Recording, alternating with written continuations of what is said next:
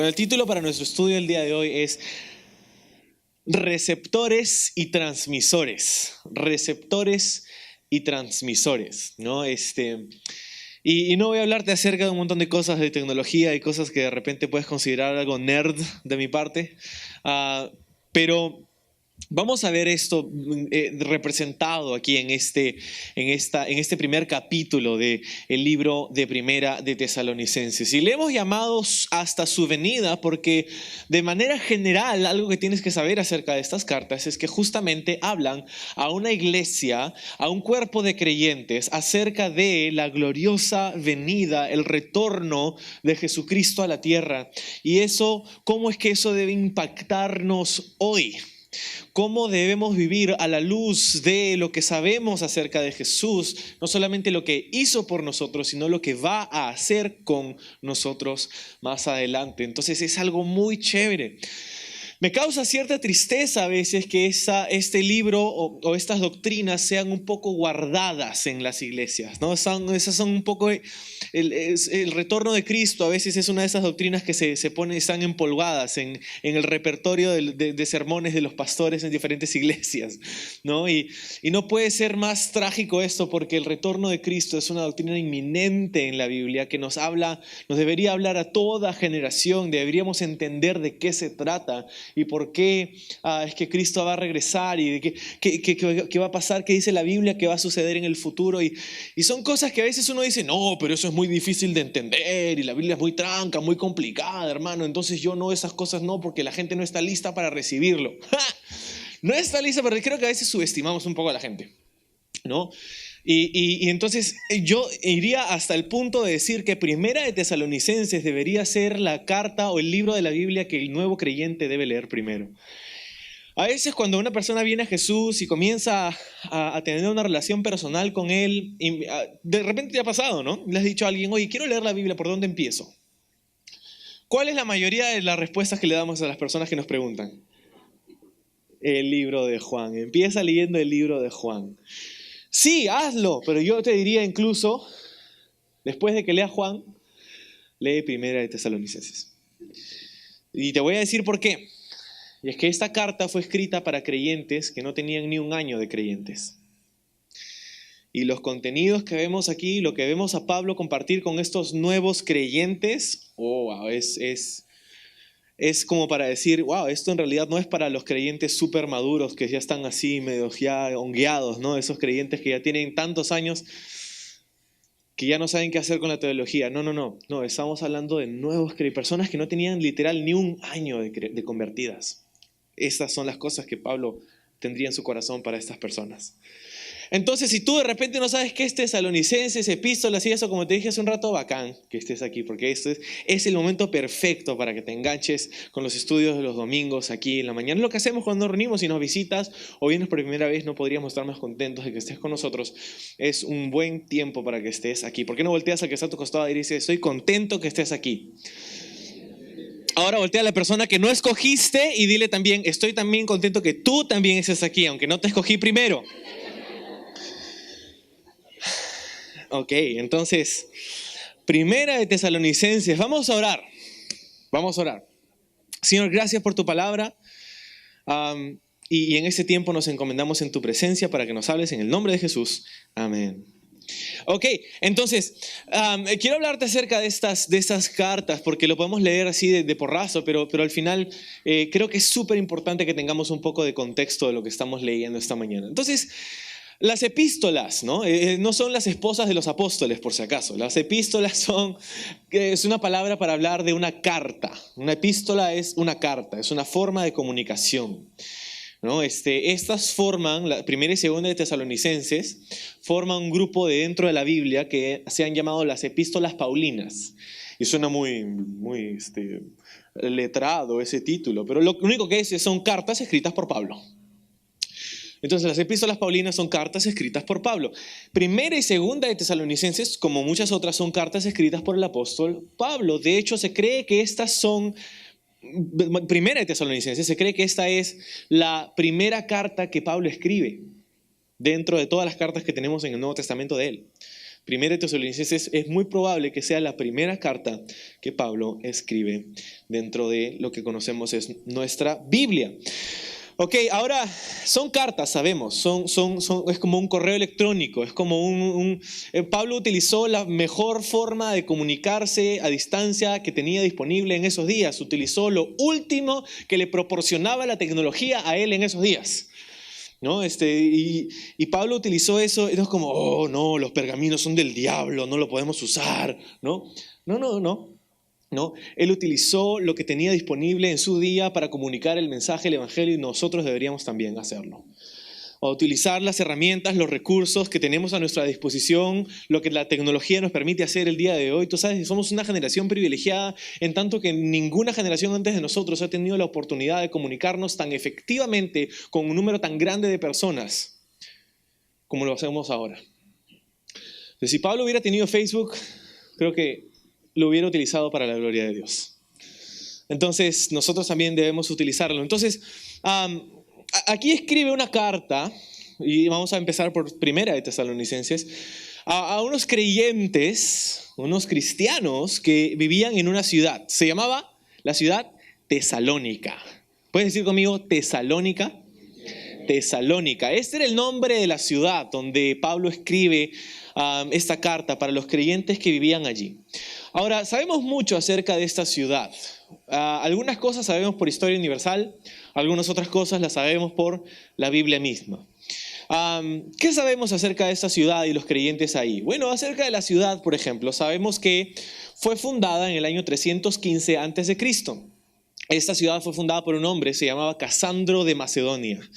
Casandro de Macedonia era el gobernador de esta parte del mundo. Esta provincia se llamaba Macedonia y él funda esta ciudad con el nombre de Tesalonique, que era el nombre de la media hermana de Alejandro Magno. ¿Has escuchado acerca de Alejandro Magno en tus clases de historia universal? Alejandro Magno tenía una media hermana, se llamaba Tesalonique, y en honor a ella, Casandro de Macedonia le pone este nombre a la ciudad que él funda. Tesaloniki es el nombre de la ciudad del día de hoy, o Salónique. El día de hoy esta ciudad existe en Grecia. Es una ciudad que tú puedes visitar, es una ciudad grande, importante en la región. El día de hoy no es una ruina, hay gente que vive ahí todavía y todavía hay cristianos en Tesalónica el día de hoy. Entonces, qué increíble sería ser un cristiano hoy día que vive allí y leer esta carta, ¿no? Para nosotros, ¿no? Pero sin embargo, no solamente es para los cristianos de Tesalónica, es para todos nosotros, porque sin que Pablo lo supiera, en su día él estaba comenzando a poner puño y letra en la página para escribir parte de lo que sería nuestra Biblia. Dios estaba inspirando a Pablo para escribir estas palabras que serían tan importantes para nosotros unos 2000 años después, ¿no? Entonces, el autor humano es Pablo, pero el autor intelectual, el autor de esta epístola es Dios mismo, inspirando a Pablo para hablar a estos cristianos, para hablarnos a nosotros el día de hoy. ¿Cuántos creemos eso? Dios nos quiere hablar el día de hoy, ¿no? Entonces, él escribe esta carta y estos creyentes vivían ahí en esta ciudad, te dije, se llamaba Tesalonique. Y entonces, esta ciudad era importante no solamente por su fundación, sino que por su posición geográfica. O sea, esta ciudad estaba en medio de un camino, de una carretera muy importante en los días de Pablo, en los días del Imperio Romano. Esta carretera tenía un nombre, así como la Panamericana Sur, Panamericana Norte, ya. Hay una carretera importantísima en esos días y se llamaba la Vía Egnatia. ¿Vía qué? Egnatia. ¿Puedes decir conmigo Vía Egnatia? Vía Egnatia. Este es el nombre de esta carretera importantísima. ¿Por qué era importante? Porque conectaba Europa con Asia. Era una carretera importantísima de comercio, de comunicación. En el Imperio Romano, una de estas cosas que consideraron los historiadores al determinar ese tiempo de Roma, del Imperio Romano, es que era un tiempo de Pax Romana.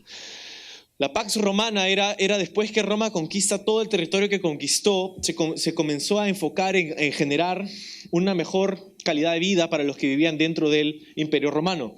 Y una de las cosas que mejoraba la calidad de vida de los que vivían en el Imperio Romano era su sistema tan avanzado para esa época de carreteras. Entonces, este sistema, la Vía Egnatia, era uno de estos caminos importantísimos para conectar a gente de todas partes, y Tesalónica se encuentra allí en medio de esa carretera. Entonces, te puedes imaginar cómo esto impactaría la ciudad, hablando de turismo, de comercio, de industria, ¿no? En los días de Pablo se estima que habían unos 200,000 habitantes en esta ciudad de Tesalónica. 200,000, no era un pueblito chiquito, era una metrópoli, era un pueblo grande, una ciudad establecida. Tesalónica estaba a tan solo 80 kilómetros, está tan solo 80 kilómetros de un lugar muy popular, incluso en nuestros días. Se llama el Monte del Olimpo. El Monte del Olimpo. ¿Has escuchado del Monte del Olimpo? ¿Has escuchado de los dioses del Olimpo? De la mitología griega. En esos días, y hasta el día de hoy, en esa cultura, la cultura griega, se cree que el Monte del Olimpo, que no solo es un monte, el Monte del Olimpo es una región, casi como una cordillera, son una serie de montañas, una de las más prominentes de Europa. El Monte del Olimpo es el lugar donde la cultura griega pensaba era el sitio donde habitaban sus dioses, el Monte del Olimpo.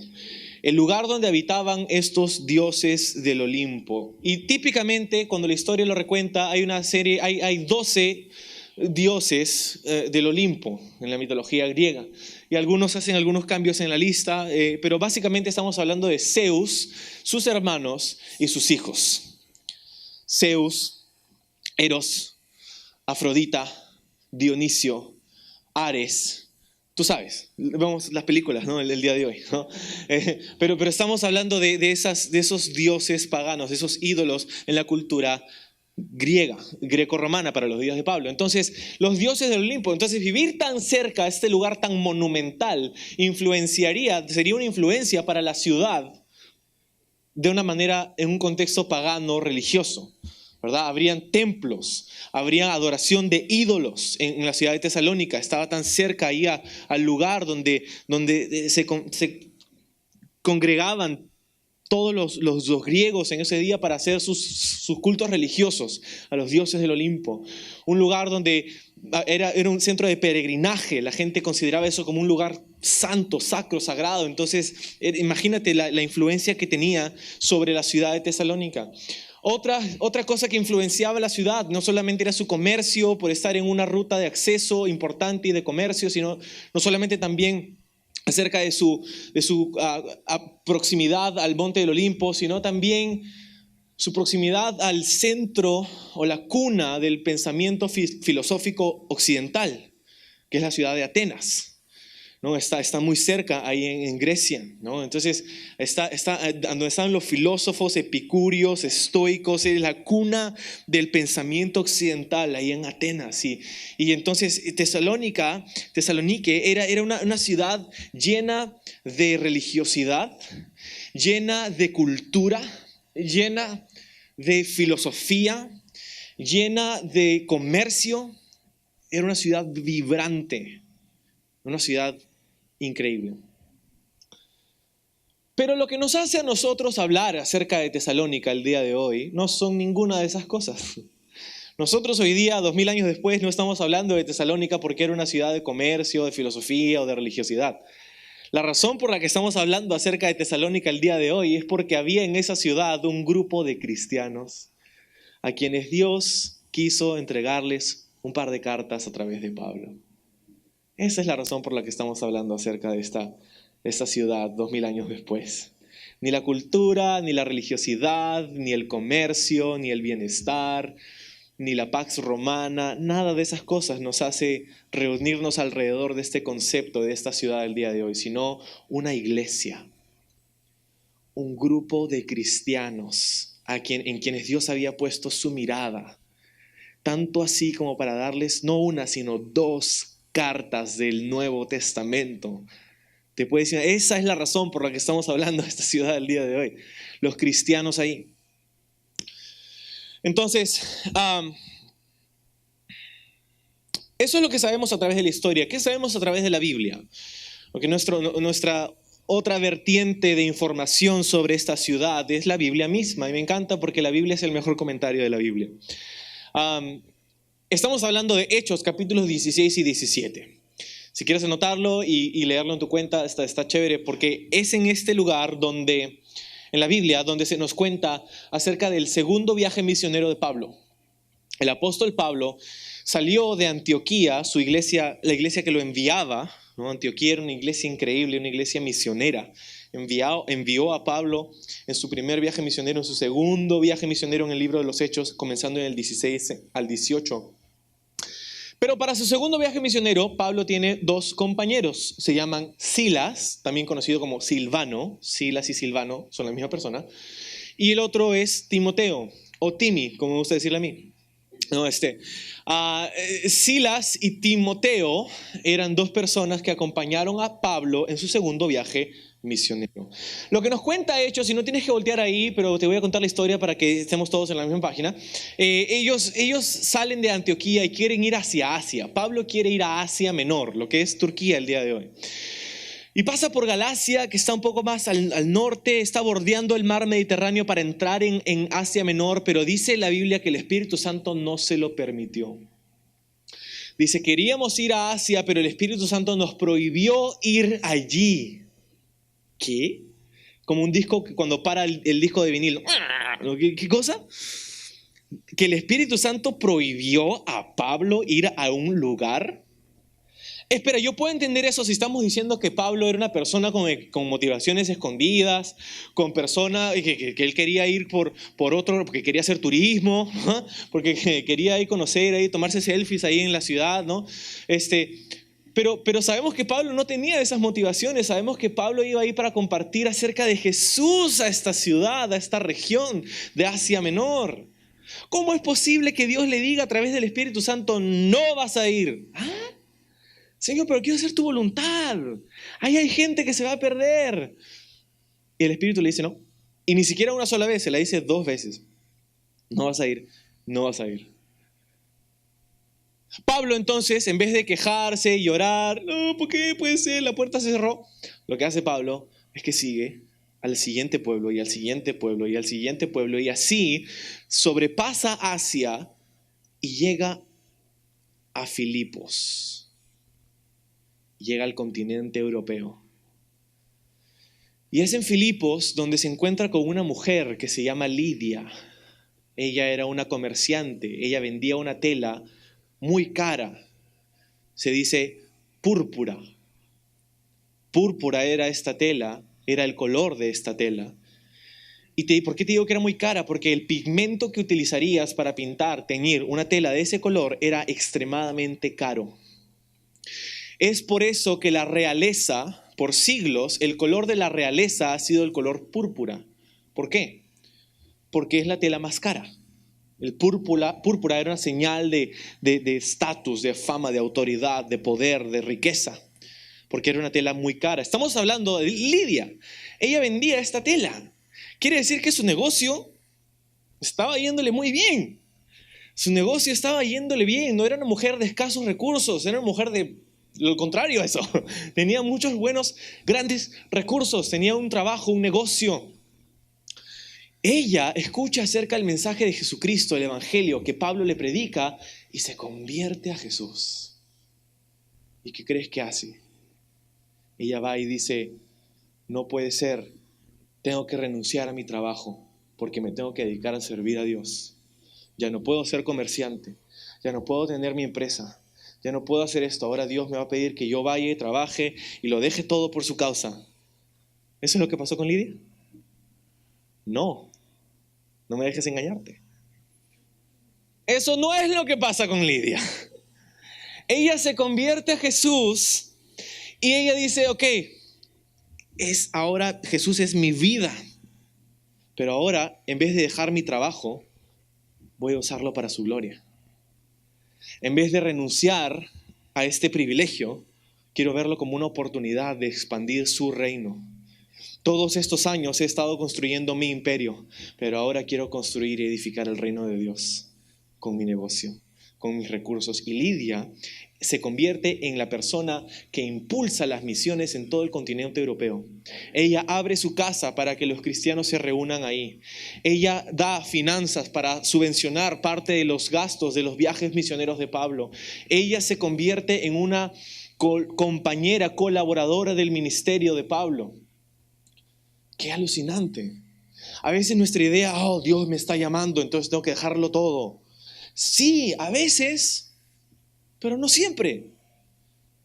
No solamente necesitamos pastores y misioneros, necesitamos profesionales, empresarios, políticos, personas que están allí para influenciar a la sociedad hacia Jesús, para hacer sal y luz. No solamente necesitamos personas que sirvan el tiempo completo en el ministerio, necesitamos personas que sirvan el tiempo completo a Jesús en donde están, utilizando sus trabajos, sus carreras, sus oportunidades como privilegios y como una forma de apoyar y de impulsar y edificar el reino de Dios.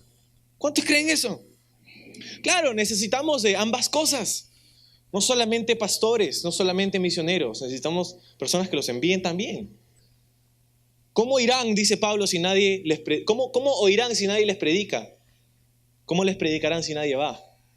Pero ¿cómo irán si nadie los envía? ¿Te das cuenta? Entonces, la obra misionera en la que está involucrada, increíblemente, Lidia, entonces, es, imagínate esto, la primera creyente del continente europeo. Ella es la primicia, ella es la primera creyente en Jesucristo de todo el continente. ¿Okay? Esto es alucinante. ¿Por qué? Porque hace un rato te dije que Pablo quería ir a Asia, una región, un lugar más pequeño. Pablo quería ir. Y Dios le dice, no quiero que vayas ahí todavía. Pablo iría a Asia más adelante, pero en ese momento no. ¿Por qué? Porque en vez de darle una región, Dios quería darle un continente. Y tienes que saber que cuando Dios cierra puertas en tu vida, nosotros, no. ¿Por qué, Señor? ¿Por qué? Me ha cerrado la puerta, Señor. Y nos quejamos y nos deprimimos y ya no hay esperanza para mí porque la puerta se cerró. No. Si Dios cierra una puerta en tu vida es porque Él tiene otra que quiere abrir para ti. Y tú no sabes, pero esa otra de repente puede ser mucho mejor que aquella que tú estabas intentando pasar. Entonces las puertas cerradas son parte de la dirección de Dios. ¿Sí? No que, Dios, ¿por qué? No, Dios tiene un plan. Pablo no dijo, Señor, me muero si no me das la de Asia. No. Ok, Señor, ¿no quieres que vaya? Bacán, ¿a dónde voy? Tú dime.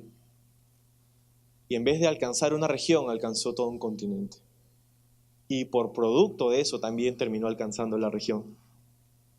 Entonces te das cuenta, Dios a veces cambia nuestros planes y tenemos que tener paciencia y tenemos que tener la perspectiva de saber que Dios tiene control de nuestra vida. Y cuando Él cierra una puerta, ese no es necesariamente el fin. Cuando Dios cierra una puerta, Él tiene otra que quiere abrirte y esa otra puede ser mucho, mucho mejor. Ok, entonces, ahí está Pablo, llega a la ciudad de Filipos, habla con Lidia.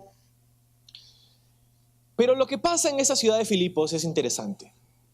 Hay un ministerio que ha nacido y hay, una gran obra de Dios. Pero se levanta un grupo de personas, eran unas cuantas personas, unas pequeñas, insignificantes maneras de oponerse, pero mira todo lo que pasó. Okay, Pablo está haciendo el ministerio, está predicando, Lidia y todo lo que está pasando en Filipos, y luego hay una muchacha en la calle que es esclava. Probablemente ha sido esclavizada, no sabemos la extensión del sufrimiento y las cosas que pasó esa mujer, esa muchacha.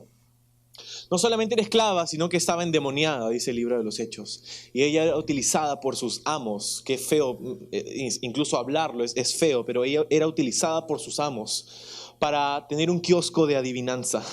No de adivinanzas de preguntas capciosas, pero adivinación.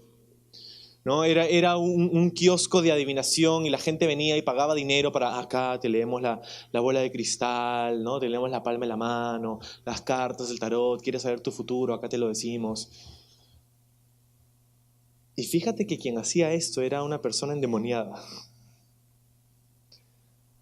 Para que sepas que no todo lo que es espiritual es de Dios. Entonces, Pablo, al ver esto, se sorprende, pero No esto solamente, sino que esta muchacha endemoniada comenzó a seguir a Pablo por donde iba en la calle y le decía a la gente a su alrededor: ¡Hey, muchachos! Él es un siervo del Dios viviente. Él está predicando la palabra de Dios. Imagínate, cuando el demonio tiene que hacer tu marketing, es donde hay un problema, ¿no? Y le molestó a Pablo, le irritó a Pablo esto. Y él va donde la muchacha y es la primera vez, la única vez que vemos en la Biblia que un milagro parte de la irritación de un apóstol, ¿no? Pero irritado va con esta muchacha y le dice al demonio: sal de ella, y ella queda libre y su vida cambia. Y ya no tiene ese espíritu de adivinación, lo que quiere decir que ya no tiene trabajo. Y no solamente eso, sino que sus amos habían perdido su negocio. Ella, había una obra increíble que estaba sucediendo en su corazón, en su vida. Era libre por primera vez en quién sabe cuánto tiempo. Y la obra que Dios estaba haciendo en su vida, y qué alucinante. Sin embargo, sus dueños, a ellos les interesaba un pepino la vida de esta mujer. Lo único que les interesaba era el negocio y el dinero que ella les podía traer.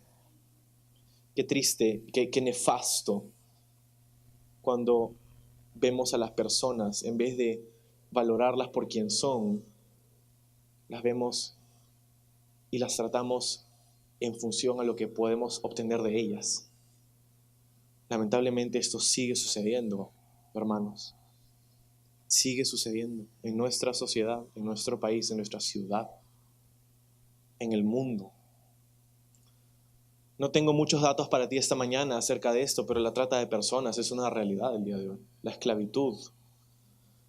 Nosotros podemos decir: hemos abolido la esclavitud. No la hemos abolido. Se ve diferente, pero sigue habiendo esclavitud.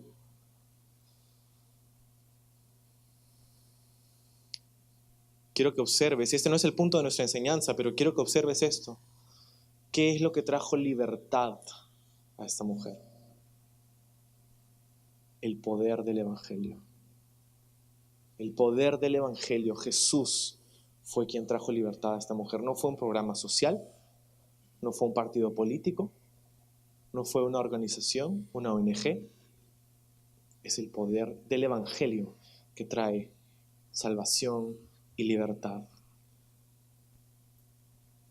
Nosotros hemos dicho así: Calvary Lima existe para poder hallar vida y libertad en Jesús. Eso es lo que pasó con esta mujer. Entonces, tienen un gran problema ahí los dueños, porque no tenían ahora un negocio. Y lo que hacen es que se desquitan con Pablo. Van y le dicen: Pablo, ¿tú quién te has creído? Y lo llevaron ante un juicio, lo enjuiciaron. ¿Okay? Y Pablo, sin defenderse ante el juicio, recibe una condena. Y lo azotaron a él y a Silas. Les azotaron la espalda. Y esos azotes no eran como, ¿no? Esos azotes te dejaban la espalda al rojo vivo. Esos azotes con varas o con látigos te dejaban muchas veces los órganos vitales al descubierto. Cuando utilizaban varas o látigos que tenían puntas de acero y huesos en las extremidades del látigo. Y no solamente dolía el impacto del látigo, pero el retirar el látigo de la espalda. Es el tipo de latigazos que recibió Jesús, por ejemplo. No contentos con eso, los ponen en una cárcel en Filipos. Y en la cárcel dice de más abajo, en el calabozo. Y pusieron sus pies en el cepo.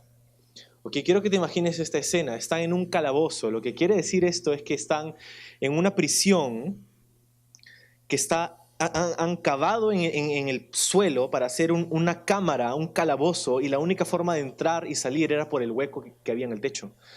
Eso quiere decir que estaba ese cuarto lleno de excremento, de orines, de ratas, de un montón de cosas, donde la única ventilación y luz provenía del hueco que había en el techo. Su espalda ensangrentada, amoratada, sus pies en el cepo. El cepo era una cosa de madera que se abría y cerraba, donde ponías tus piernas estiradas. Ponían sus piernas estiradas lo más que podían, era una herramienta de tortura, y luego cerraban el cepo y se quedaban así toda la noche. ¿Ok? La Biblia dice, esa noche, Pablo y Silas a la medianoche, lo que hicieron fue quejarse con Dios. ¿Por qué, Señor? Si nosotros somos tus siervos, nosotros somos tus hijos, ¿por qué nosotros no lo merecemos? No, tampoco, eso no es lo que pasó. Lee tu Biblia, no me dejes engañarte. Eso no es lo que pasó. ¿Qué es lo que pasó? Pablo y Silas, dice la Biblia, comenzaron a cantar himnos a Dios. Comenzaron a cantar, a adorar a Dios, cantando himnos en la medianoche, en esas condiciones que acabamos de describir.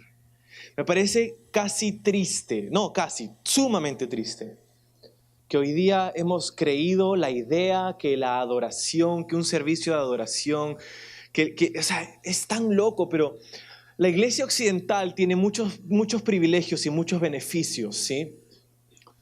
Muchas oportunidades que debemos tomar, pero también tiene muchos problemas.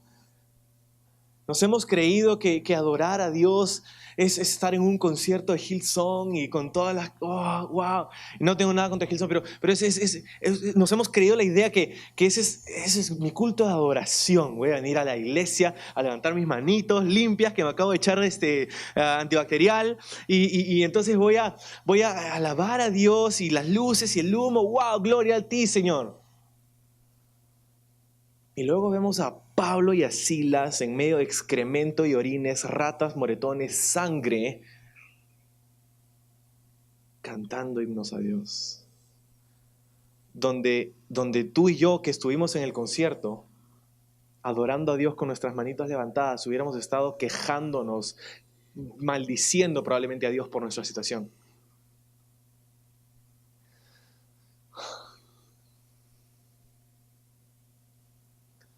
No estoy diciendo que no deberíamos hacer conciertos, que no deberíamos hacer estas experiencias, ¿no? Es la cultura en la que vivimos y hay que conectar y estoy a favor de iglesia relevante, pero sin embargo tenemos que ver algo. En la Biblia la relevancia era el último vagón del tren. En tanto que no importaba tanto ahora cómo voy a hacer que la gente piense que yo soy bacán para que me sigan. No. Voy a predicarles a Jesús y Él va a hacer una obra en su corazón. Y si les caigo bien, chévere, y si no, su problema. Y lo que pasó en esa noche de adoración en el calabozo, creo que ese clima, esa atmósfera de adoración era mucho más vibrante, mucho más emotiva, mucho más transformadora que cualquier concierto cristiano en el que hemos estado jamás. Te lo aseguro. ¿Por qué? Porque su adoración provenía de un lugar más profundo. No era una alabanza emotiva, y no tengo nada en contra de la alabanza emotiva, pero no era solo una alabanza emotiva. Era una alabanza que provenía de un corazón que estaba sujeto a Dios. Wow, entonces, Filipos, ni siquiera hemos llegado a Tesalónica. Ni siquiera hemos leído el primer versículo, así que prepárate para salir como a las 4 de la tarde más o menos hoy día. ¿Crees que estoy mintiendo? No a las 4, a las 3:30 más o menos. Bueno, entonces salen de Filipos, porque lo que pasa es esa noche, no tengo tiempo para contarte que esa noche llegó un terremoto y mientras estaban cantando a Dios, las cadenas se cayeron, el cepo se abre y desciende una escalera, ¿no? Las puertas se abrieron y ellos podían salir, todo a su alrededor decía, salgan, huyan, váyanse. Y estoy seguro que estaban a punto de hacerlo. Pablo y Silas eran seres humanos como tú y como yo. Pero la cosa es que en medio probablemente de su escape, Pablo mira a su alrededor y hay un hombre que estaba a punto de quitarse la vida. Hay un hombre que estaba a punto de echarse sobre su espada para matarse, para suicidarse. Y Pablo dice, no. Espera, no nos vayamos, vamos a quedarnos. Y Pablo voltea al hombre, que dicho sea de paso era el carcelero. Era la persona que estaba a cargo esa noche. Y le dice, espera, detente. Todavía estamos todos aquí y no te quites la vida. ¿Por qué este carcelero se quiso quitar la vida? Pues porque había una ley en esos días para los soldados romanos que si bajo tu custodia se escapaban criminales, su sentencia se convertía ahora en la tuya. Entonces, si habían uno, por lo menos Pablo y Silas, vamos a decir por lo menos dos. Pero vamos a suponer que habían muchos más, porque era lo más probable. En una cárcel no hay amplio espacio. En la mayoría de cárceles no hay espacio de sobra. Había mucho más personas y todas esas personas estaban a punto de fugarse. El carcelero dijo, ya no hay esperanza para mí. Pero Pablo y todos los demás se quedaron allí y dijeron, no, espera. Todavía, mira, estamos todos aquí, no hemos huido. Y esa noche ese carcelero se encontró cara a cara con la gracia de Dios. Y Pablo predicó el evangelio a ese carcelero y se convirtió. Y fueron a su casa esa noche del terremoto, de las alabanzas. Y el carcelero limpió sus heridas, les proveyó comida, les dio un lugar para dormir unas horas. Y en la mañana siguiente vinieron personas de Roma, de los soldados romanos, de los tribunos, y les dijeron, nos han dicho que se vayan, no han quedado libres. Y Pablo dice, aguanta un ratito. O sea, nos han sacado la mugre, nos han puesto en un lugar apestoso, horrible, nos han torturado. Y ahora nos dicen, ups, váyanse. No. Pablo dice, nosotros somos ciudadanos romanos. Y los soldados escucharon, no sabíamos que eran ciudadanos romanos. Y es que era ilícito hacerle esto a un ciudadano romano. Y Pablo dice, no, que vengan ellos mismos y nuestra cara pelada nos digan que nos dejan libres. Y eso sucedió. Vinieron los tribunos y le dijeron, lo siento, no sabíamos, pueden irse. Pablo no quiso hacer más problemas, se fue. Se fue de Filipos y llega a una ciudad, se llamaba Tesalónica. En Tesalónica había pasado por un par de regiones, por un par de ciudades más pequeñas, pero no se quedó ahí. De Filipos llegó a Tesalónica, son como 160 kilómetros más o menos. De caminar después de haber estado toda la noche con tus pies en el cepo, con la espalda llena de moretones, de sangre, caminar 160 kilómetros. Yo, si fuera Pablo, hubiera buscado unas aguas termales, un spa, un lugar así como para, ¿no? Por lo menos un hospital, ya. Pablo llega y lo primero que hace, va a la sinagoga y comienza a compartirles acerca de Jesús a la gente de Tesalónica. Y por 3 semanas, Pablo les comparte en esa sinagoga, 3 semanas, 3 días de reposo, dice la Biblia. Comenzó a compartirles a ellos acerca de Jesús. Unos cuantos judíos se convirtieron y un grupo más grande de griegos, mujeres y hombres se convirtieron a él. Entonces, él, en medio de todo este avivamiento en Tesalónica, está viendo, wow, Señor, gracias por tu fidelidad, qué increíble. Mira todo lo que pasó porque Pablo no quiso huir del sufrimiento. Muchas veces nosotros le huimos al sufrimiento, cuando en realidad a veces Dios tiene, si es que nosotros le entregamos nuestro sufrimiento a Jesús, no tienes idea lo que Él puede hacer a través de ello. Entonces no vamos a correr al sufrimiento, pero tampoco vamos a huir de Él. Un pastor, me encanta, dijo esto: si sufres, sufre bien. Y tú dices, ¿cómo es eso? Si tienes que sufrir, sufre poniendo tu fe en Jesús, poniendo tu vida en sus manos, confiando en Él, buscando las oportunidades que Dios te da para utilizar ese sufrimiento para su gloria. Sufre bien. Entonces, vienen estos judíos que no se habían convertido, ¿ok? Judíos que estaban en la sinagoga escuchando el evangelio y dijeron, no creemos eso. Y fueron donde Pablo y le hicieron una turba. Dice que literalmente hablaron con personas ociosas en la calle y dijeron, oye, te damos 5 pesos, ¿no? Vamos a hacerle roche a Pablo, ¿no? Entonces se levantó una turba, fueron a la casa del hermano donde estaba quedando Pablo y quisieron básicamente, ¿no? Entrar. Fue unos pirañitas judíos ahí, ¿no? Entonces llegaron. Y los hermanos de Tesalónica le dicen a Pablo, ¿sabes? Sería mejor que corras. Y Pablo escucha eso y dice, ok, 3 semanas después de haber sido azotado y golpeado y puesto, yo creo que está bien. Chau. Y se va. No se va en cobardía, se va para preservar su vida. Y se va y llega a Berea, y de Berea pasa a Corinto. En Corinto se queda más tiempo. En Corinto finalmente tiene tiempo para descansar. Se queda 1 año y medio ahí, enseñándole semana tras semana a los de Corinto. ¿Ok?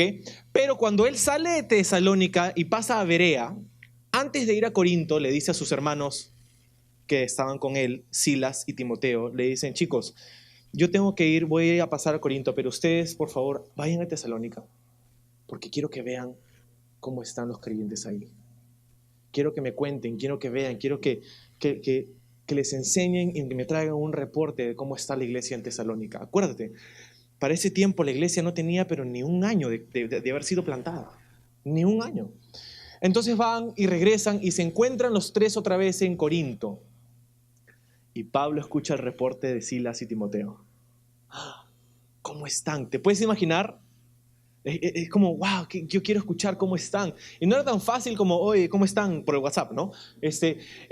Tenía que esperar meses para poder recibir esta comunicación. Y finalmente vienen y le dicen, el reporte es Pablo, no solamente la iglesia sigue ahí, sino que está creciendo y está yendo bien y la gente está siguiendo a Jesús, está dejando a los ídolos, está en fuego por el Señor y están apasionados y están compartiendo con los demás. Y wow, creo que noticia tras noticia esto inflaba el corazón de Pablo, pero sin embargo creo que él les pregunta, oye, está bien, todo eso está bien, pero ¿cuáles son los problemas de la iglesia? Dime de verdad, dime la verdad, ¿qué sucede? ¿Cómo están de verdad? Y básicamente pienso, esa es mi sugerencia, mi teoría, que la respuesta tuvo que ver con 3 palabras. El problema de la iglesia de Tesalónica tenía que ver con su fe, con su amor y con su esperanza. Porque de esto escribe Pablo en Primera de Tesalonicenses. Fe, amor y esperanza. Ok, entonces él escribe ahí en Corinto, la primera carta muy probablemente que Pablo escribe para Tesalónica. Ok, todo esto ha sido la introducción. Así que te dije, vamos a salir como a las 4 de la tarde más o menos. Vamos a ver. Nosotros, versículo 1, Pablo, Silas y Timoteo, escribimos esta carta a la iglesia en Tesalónica, a ustedes que pertenecen a Dios Padre y al Señor Jesucristo, que Dios les dé gracia y paz. Dice, ustedes pertenecen a Jesucristo. Espero que tú entiendas, nosotros no le pertenecemos a un líder, a un pastor, a una iglesia, a una denominación, a una marca, le pertenecemos a Jesucristo. Somos de Jesús, estamos en Él. Siempre, versículo 2, damos gracias a Dios por todos ustedes y continuamente los tenemos presentes en nuestras oraciones. Al orar a nuestro Dios y Padre por ustedes, pensamos en el fiel trabajo que hacen, las acciones de amor que realizan y la constante esperanza que tienen a causa de nuestro Señor Jesucristo. Me encanta el versículo 3. 3 cosas que Jesús genera en nosotros. ¿Ok? Si estás tomando nota, esto es lo que vas a notar. ¿Qué es lo que genera Jesús en mí? Fiel trabajo, acciones de amor, constancia en la esperanza. Fiel trabajo, acciones de amor, esperanza constante. 3 cosas que había escuchado Pablo de estos creyentes en Tesalónica. Esto quiere decir que, vamos a hablar de uno por uno rápidamente. Fiel trabajo. Puede ser traducido también como la obra de tu fe. Jesús en ti te va a llevar a obrar. La fe que no obra no sirve. Es lo que dice el libro de Santiago. Oh, qué lindo, creo en Dios, pero nada más. No, la fe que no obra no sirve. No quiere decir que vamos a obrar para ser salvos, para alcanzar fe. No, eso es contrario al mensaje de la Biblia. Pero la fe genuina en Jesucristo me va a llevar a la acción. Trabajo, fiel. Te pregunto, ¿cómo estás haciendo tu trabajo? ¿Estás siendo fiel en tu trabajo? Si Jesús en mí genera que yo sea un trabajador fiel, ¿estás siendo fiel en tu trabajo? Luego dice las acciones de amor que realizan. No solamente es trabajo, pero la motivación de nuestro trabajo es el amor. Pablo diría en 1 Corintios, si no tienes amor, no te sirve de nada el resto. No servimos a Dios, no trabajamos fielmente porque tenemos que hacerlo, lo hacemos porque tenemos esta motivación superior, es el amor de Dios. Amamos a Dios y entendemos que Él nos amó primero a nosotros. Y lo tercero que dice, la constante esperanza que tienen a causa de nuestro Señor Jesucristo. Constante esperanza. Jesús en mí genera una esperanza que es constante. ¿Esperanza de qué? La esperanza de que soy amado, la esperanza de que soy perdonado, la esperanza de que soy salvo, la esperanza de que un día estaré en su presencia, la esperanza de que su voluntad se cumplirá en mí y en este mundo. La esperanza te lleva a vivir una vida de intencionalidad y motivación. Por el contrario, la falta de esperanza te lleva a vivir una vida seca, sin motivación, sin pasión. Yo veo a veces a algunos que se dicen cristianos y siempre están como Igor de Winnie Pooh. Siempre hay algo mal, siempre hay algo, yo estoy así, no siempre está. Jesús en ti va a generar una esperanza constante. Me encanta esa frase porque constante no quiere decir que todo siempre está bien. Pero constante quiere decir que a pesar de que todo puede estar patas arriba, la esperanza sigue ahí. Siempre puedes tener esperanza en Jesús. Ok, versículo 4. Sabemos, hermanos, amados hermanos, que Dios los ama y los ha elegido para que sean su pueblo. Pues cuando les llevamos la buena noticia no fue solo con palabras, sino también con poder. Porque el Espíritu Santo les dio plena certeza de que lo que decíamos era verdad. Y ya saben de nuestra preocupación por ustedes, por la forma en que nos comportamos entre ustedes. Así que recibieron el mensaje con la alegría del Espíritu Santo, a pesar del gran sufrimiento que les trajo. De este modo nos imitaron a nosotros y también al Señor. Acuérdate que ese grupo de judíos que llevaron a juicio a Pablo, ese grupo de judíos que lo hicieron salir de Tesalónica, vivían en Tesalónica. Y ahí se quedaron esos creyentes, después de 3 semanas. Creyentes nuevecitos, bebés en la fe. Ahí estaban. Y estaban enfrentándose con estos judíos que habían hecho una turba para echar a Pablo de la ciudad. Y Pablo escucha el reporte, han sido constantes. ¡Wow! ¡Qué increíble! Por eso Pablo les dice con certeza, ustedes hermanos han sido elegidos por Dios, porque Dios los ama. Y espero que escuches esto porque eso es lo que Dios te dice a ti esta mañana. Tú has sido escogido por Dios porque Él te ama. Has sido escogido por Dios porque Él te ama. No tengo tiempo para hablar acerca de este debate milenario que existe entre la soberanía de Dios y la responsabilidad humana. Y a veces creo que los creyentes perdemos demasiado tiempo pensando acerca de eso. ¿Es Dios quien elige o es Dios yo que elijo? ¿Dios me elige a mí o yo lo elijo a Él? ¿No? Y literalmente perdemos tiempo considerando este debate que por siglos o que no han llegado a un acuerdo los teólogos. Piensas que nosotros en media hora vamos a llegar a un acuerdo, ¿no? No perdamos tiempo en tratar de Dios me escoge a mí o yo lo escojo a Él. ¿Y cómo sé que? Pablo les dice a estos creyentes, tú has sido escogido por Dios porque Él te ama. Si tú entiendes eso y lo recibes, has sido escogido por Dios. Me encanta lo que decía el pastor Chuck Smith, que es el fundador del movimiento de Calvary Chapel, que está allá en la presencia de Dios. Él decía esto: ¿quieres saber si Dios te escogió? Escógelo tú a Él y te darás cuenta. Muy práctico Él. ¿Quieres saber si Dios te escogió? Escógelo a Él. Porque yo creo que si tú escuchas estas palabras, que Dios dice, yo te he escogido, quiere decir esto, que he visto en todo el universo y te he visto a ti y te dije, yo quiero que tú seas parte de mi familia.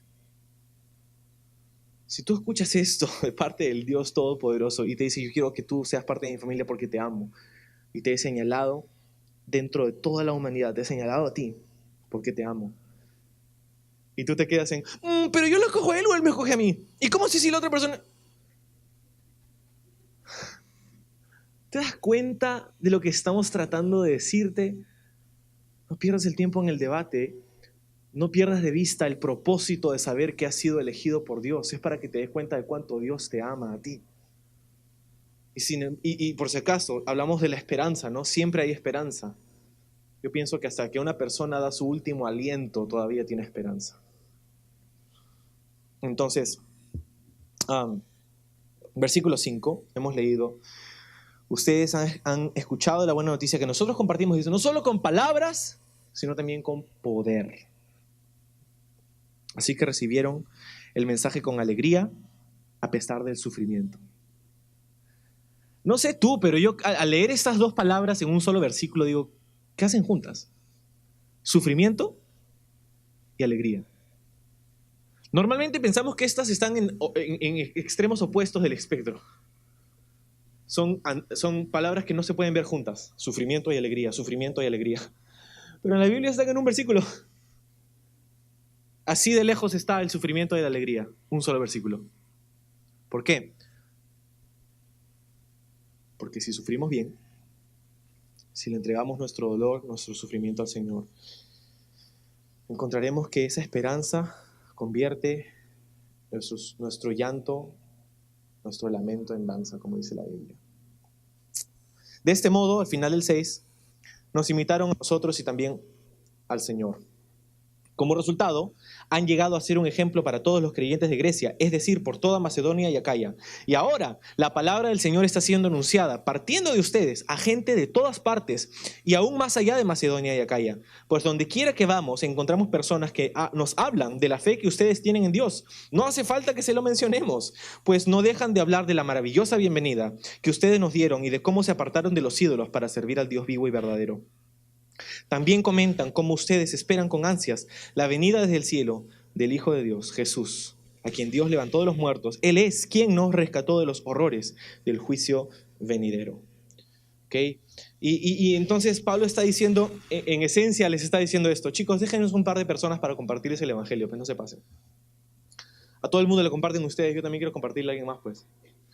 O sea, está diciendo Pablo, a partir de ustedes, la palabra de Dios ha corrido por toda la provincia, y no solo toda la provincia, dice Macedonia y Acaya, que era otra provincia, y toda Grecia, dice. Y Pablo dice, donde sea que vamos, encontramos personas que nos hablan de la fe que tienen ustedes. ¡Wow! Ni siquiera tenemos que mencionárselos porque ellos ya saben. Y básicamente menciona tres cosas que tenemos que recordar. Cómo ellos se convirtieron en un ejemplo de los creyentes, los de Tesalónica. Porque número 1, se apartaron de los ídolos. Número 2, comenzaron a servir al Dios vivo. Y número 3, no me acuerdo.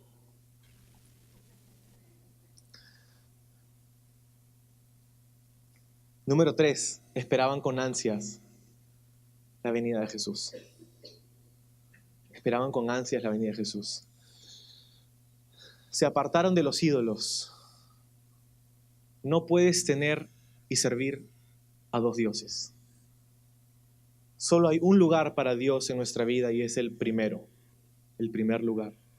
Cualquier otro lugar, el segundo, tercero, cuarto, quinto, Dios sigue siendo Dios, pero no es tu Señor. ¿Cómo sé si hay algo más a lo que yo adoro que no es Dios? Es de hecho fácil darse cuenta. ¿A qué le dedicas la mayoría de tu tiempo? ¿A qué le dedicas la mayoría de tu tesoro? ¿A qué le dedicas la mayoría de tu talento?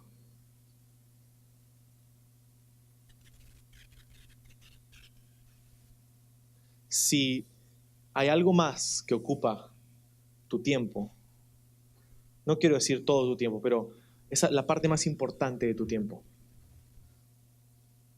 Si hay algo más a lo que le dedicas tu tesoro, sí, tus recursos también. Es curioso cómo algunos cristianos dicen ser muy espirituales y sin embargo son, no quiero decirlo, pero tacaños, egoístas.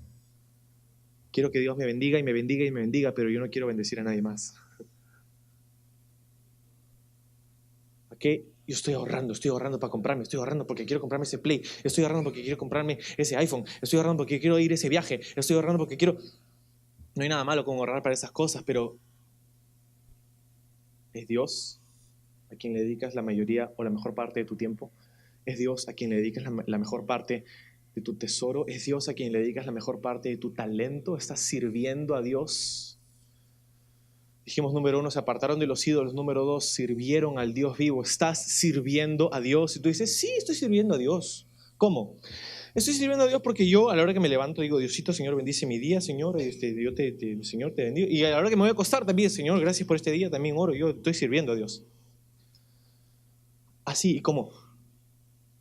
No, porque yo voy y le digo, Señor, por favor, acá bendice mi trabajo, Señor, por favor, bendícelo. ¿Y cómo estás sirviendo a Dios? No, es que yo voy a la iglesia todos los domingos, también. ¿Y cómo estás sirviendo a Dios? No, es que yo también leo mi Biblia todos los días, ¿no? ¿Y cómo estás sirviendo a Dios? ¿Cómo estás sirviendo a Dios? Tienes que entender, hay una gran diferencia entre servir los planes y los propósitos de Dios y esperar que Dios sirva tus planes y tus propósitos. Hay una gran diferencia entre decir, Señor, bendice mi trabajo. Señor, bendice mi día. Señor, bendice mis planes. Bendice mis sueños, mis anhelos. Hay una gran diferencia entre decirle eso a Dios y decirle, Señor, ¿cuáles son tus anhelos? ¿Cuáles son tus sueños? ¿Cuáles son tus planes para mi vida? ¿Qué es lo que tú quieres hacer en mi vida, en mi generación, en mi iglesia, en mí? ¿Qué es lo que tú? Hay una gran diferencia. ¿Cómo sé qué es lo que Dios quiere? ¿Cómo sé en lo que Dios está involucrado? ¿Cómo sé cuál es la voluntad de Dios? ¿Qué es lo que Dios está haciendo? ¿Qué es lo que Dios está interesado en hacer? Yo te diría, también es fácil. Tú sabes que hay una sola organización en el planeta Tierra, hay una sola organización en el universo en la que el Dios vivo y verdadero está personalmente involucrado e interesado. Hay una sola organización en el planeta Tierra en la que Dios está personalmente interesado e involucrado. No es un partido político, no es una ONG, es la iglesia. Sobre esta piedra, dijo Jesús, edificaré mi iglesia y ni las puertas del Hades prevalecerán contra ella. Tú dices, yo estoy sirviendo a Dios. ¿Y qué estás haciendo en tu iglesia?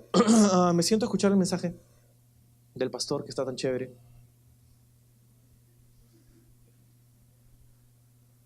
Y tan largo. Ya debería callarse el pastor.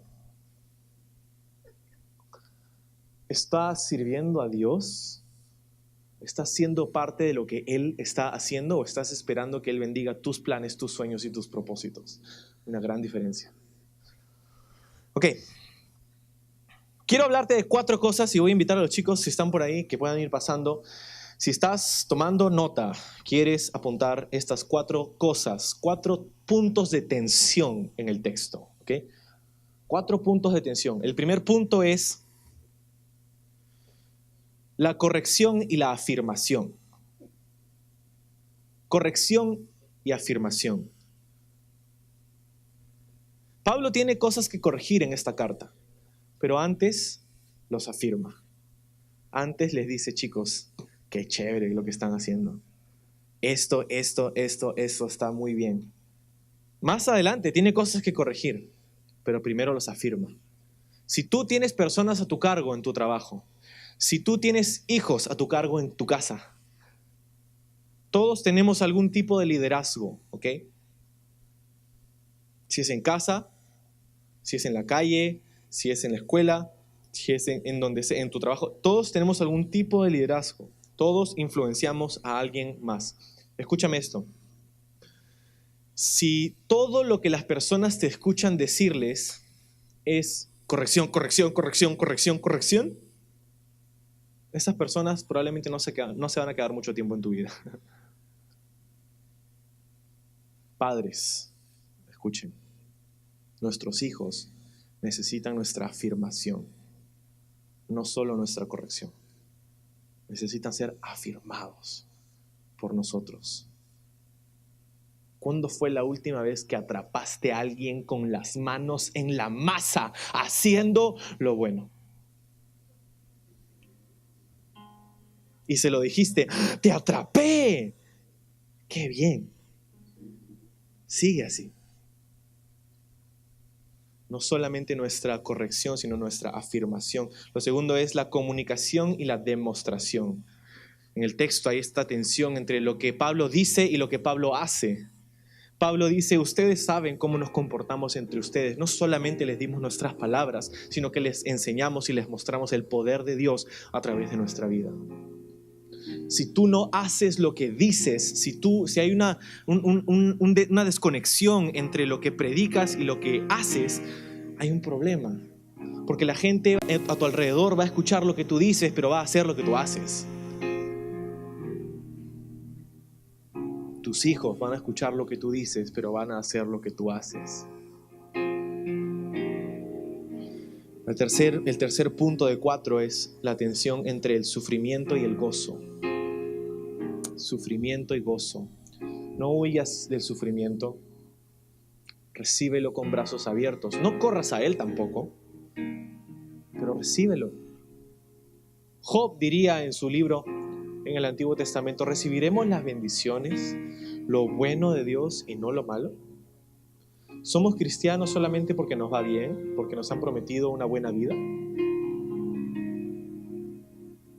Somos siervos del Dios vivo, confiando que Él tiene lo mejor para nosotros, que Él nos ha escogido porque nos ama.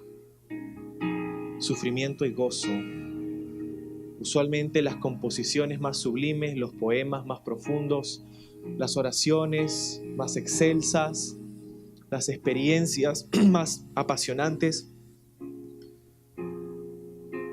y las lecciones más grandes que hemos aprendido en nuestra vida, las hemos aprendido en un tiempo de sufrimiento. Crecemos más cuando luchamos que cuando nos va bien. Cuando siempre nos va bien, usualmente bajamos la guardia. No confiamos, no dependemos tanto en Dios, porque nos va bien. Si hay sufrimiento, algo de problema, que te trae cierto dolor en tu vida, quizá Dios quiere utilizar eso para profundizar tu relación con Él. No es que Él lo ha originado o que Él quiere que tú sufras, pero si vas a sufrir, y vas a sufrir con Dios o sin Él, pero si vas a sufrir, sufre con Él. Finalmente, la tensión entre la recepción y la transmisión. Porque los creyentes en Tesalónica recibieron la palabra, pero no solamente la recibieron, sino que también la transmitieron. Dice, de ustedes ha partido la palabra a toda la región, a Macedonia, a Acaya, a toda Grecia. No podemos ir a un lugar sin que nos encontremos con alguien que nos cuente acerca de su fe. Dios no te ha llamado solamente a recibir para engordarte espiritualmente. Estás comiendo. Dios te ha llamado a recibir, pero también para poder dar, para transmitir. Tú dices, pero yo no sé lo suficiente, pero yo no tengo mucho tiempo de cristiano, pero yo no conozco las doctrinas, pero yo no sé lo siguiente, pero yo no conozco escatología, pero yo... Estos creyentes tenían menos de un año sin la Biblia que tú y yo tenemos, con el Antiguo Testamento, pero los libros que nosotros leemos y estudiamos, la palabra de Dios, estaban siendo producidos en esos días. Y ellos habían dedicado su vida a servir a Dios, a transmitir el mensaje, y era Jesús murió por ti para librarte de la ira venidera. Jesús murió en una cruz para pagar tu pecado, el tuyo, para poder perdonarte, para poder darte gracia, para poder darte paz, para reconciliar tu relación con Dios que se había cortado gracias al pecado. Ese es el mensaje del Evangelio. Y no solamente eso, sino como dice en el último versículo, ustedes esperan con ansias la venida de Jesús. Jesús, así como se fue ascendiendo al cielo, un día, dice la Biblia, descenderá, un día regresará por nosotros. Jesús viene pronto, y lamentablemente esta es una de esas doctrinas que se empolvan en las iglesias porque no nos gusta hablar de estas cosas. No entiendo por qué. Si estos creyentes que no tenían ni un año ya estaban sabiendo acerca del rapto de la iglesia, ya sabían acerca de la escatología, sabían acerca del anticristo, sabían acerca de todo esto. ¡Wow! Jesús viene pronto, y eso debe generar trabajo fiel unas acciones de amor y una esperanza constante. Y si no tienes una relación personal con Jesús, esta mañana, esta tarde ya puedes tener una si tan solo aceptas que eres pecador y que necesitas la salvación en Cristo Jesús, que no hay otro nombre bajo el cielo que se nos haya dado a los hombres en el cual podemos hallar salvación. Vamos a orar.